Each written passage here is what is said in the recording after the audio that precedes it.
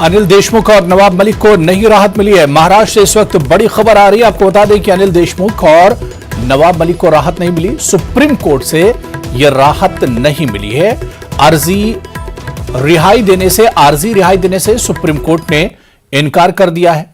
अनिल देशमुख और नवाब मलिक ने supreme court में अर्जी दी थी कि आरजी इन्हें रिहाई दी जाए, जमानत दी जाए, लेकिन सुप्रीम कोर्ट ने अनिल देशमुख और नवाब मलिक की इस अर्जी को खारिज कर दिया है। यानी राहत नहीं मिली है नवाब मलिक और अनिल देशमुख को।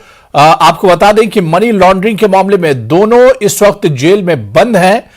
और इस बीच जो बड़ी खबर है वो यही है कि सुप्रीम कोर्ट से नवाब मलिक और अनिल देशमुख को राहत नहीं मिली है। सुप्रीम कोर्ट ने इन दोनों की अर्जी ठुकरा दी है।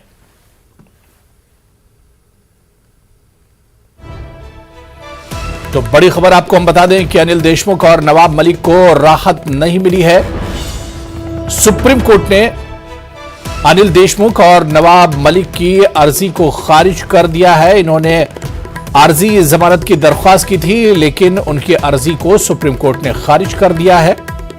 अर्जी रिहाई देने से सुप्रीम कोर्ट ने बाकायदा इनकार किया है।